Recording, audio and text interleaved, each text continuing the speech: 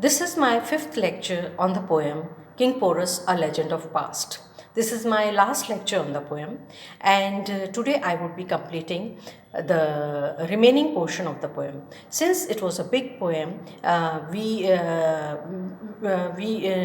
I needed to explain you each and every line of the poem. It took me a few classes or a few lectures to be imparted to you, so that you can know each and every line of the poem. Now, in my last lectures, in my other four lectures, I've already talked about King Porus, I've already talked about Alexander, I've already talked about the invasion of Alexander on India. I've already talked about the invasion of Alexander on Punjab, which is now part of the part of Punjab which is now in Pakistan, and which was ruled by King Porus, who was his empire was on the banks of river Jhelum, and how he fought bravely a war with Alexander, and how his courageous behavior was acknowledged by Alexander himself. And Alexander sent a messenger to the battlefield, and he wanted the warfare to stop. And somewhere he did not want a brave soldier like Porus to die in the war, and he did not want to waste his blood. So he sends his messenger, and this messenger goes to the battlefield, and he asks the army from both the sides to stop the war. Now we move to the parts which were not covered in my last lecture. Where bleeding and faint stood midst the dying and the dead, King Porus, boldly undismayed, hail brave and warlike prince, thy generous rival bids thee seize, behold. Now the messenger conveys the message of Alexander, and he tells King Porus, boldly King Porus, who stood amidst the dying and the dead, who stood among the dead soldiers, and he was still fighting, and he was bleeding, and he was on the verge of fainting. King Porus boldly undismayed, but still King Porus is bold and undismayed. He is not shaken by the injuries which he has met in the warfare. Hail brave and warlike prince. The messenger says, hail, listen, O brave, O courageous and warlike prince. And you prince, you are epitome of war. You prince, hail the message of Alexander. Thy generous rival, who is this generous rival? Alexander, thy means your, generous means kind, rival means a person who is your enemy. Your generous enemy, kind enemy, bids thee seize. Bids means he is asking you, he is telling you to seize to stop, behold, to stop, and stop in the warfare. Seize means finish the war, and behold, stop. There flies the flag, and there flies the flag is showing him the flag which is a symbol of peace. So he is telling him, the messenger is telling Porus that he should look at the flag, and this flag is a flag of peace, is a symbol of peace, which has which has been put by Alexander. And he says that, see that this flag is asking you to stop warfare, as your rival or your enemy or the person who has invaded you has been generous enough, and he wants the war to be stopped at once.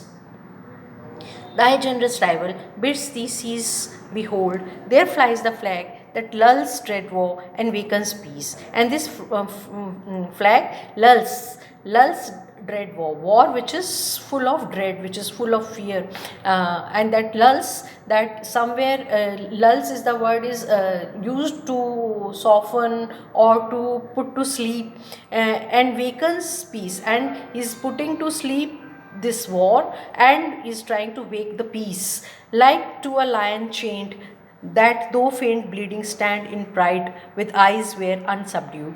Now Porus stands like a lion who has been chained and who has been bleeding and who is on the verge of bleeding, but still who is unsubdued. who does not compromise. Yet flashed the fire looks that defied. King Porus boldly went, where midst the gay and flittering crowd sat godlike Alexander. Now, King Porus approaches King Alexander, and he is so bright that he is almost shining. His entire body is just like a flash or just like a fire. And King Porus boldly went, and he looks like fire, and nobody can defy King Porus. And where midst the gay and flittering, the crowd is gay, happy, because the war has stopped. King Porus boldly went where midst the gay and flittering crowd sat God like Alexander. Alexander is sitting there, and Alexander has been compared to God. While round earth mightiest monarchs bowed, King Porus was no slave. Now, around the earth, every monarch, every king who had bowed before Alexander, but King Porus was not a slave. He stooped, not bent, not there his knee. Now he could not stoop like a slave, and he did not bow before Alexander, but stood as stands an oak. He has been compared to a straight oak tree in Himalayan majesty, and he has been compared to the big Himalayas who stand there in their majesty. So he stood in the same way before Alexander. The mighty king of Macedon, even as king replied in royal pride, in's haughty son, the conquered pleased, him forth released, thus India crown was lost and won. Now, even Alexander, who had been seeing many kings and many warriors, he acknowledged the self-respect of King Porus, who did not bow before him, and he knew how royal pride is, and he could witness India's haughty son, who was Porus.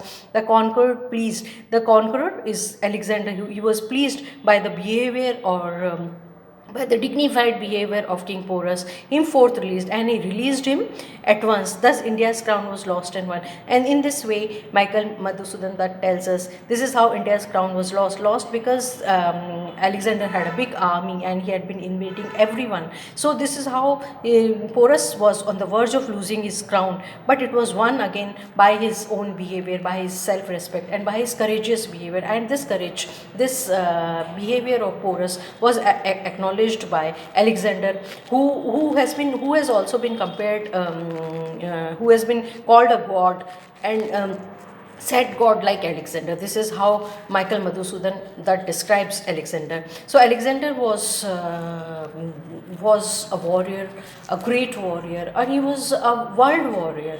He had been invading the entire globe. So Alexander was not a lesser person, but at the same point of time, since he was a warrior, he was a great soldier. He could realize that how brave King Porus was, and just as a king could identify the attributes of a king, he identified the attributes of King Porus, and he released him. And he released him, and at the same point of time, he gave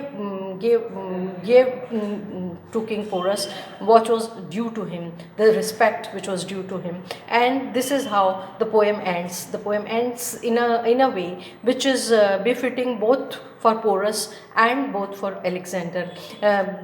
The poet has tried to strike a balance between King Porus and Alexander. He has called Alexander God, and he has called King Porus, he has compared King Porus to Himalayas, to fire, and to an oak tree. So in this way, he has tried to create a balance between both the warriors, the description of both the warriors. Both the warriors have been given a due place in the poem, but this poem, since it was about King Porus, a legend of past, this poem dedicates most of its portion in description of King Porus, but nowhere we would see that Alexander has been described negatively, or Alexander has been described in a way which may may may be interpreted in a way that he looks inferior to Porus. No, it was not like this. King Porus was the hero of the poem, so King Porus has been described at length, but Alexander has also been described very heroically. Thank you.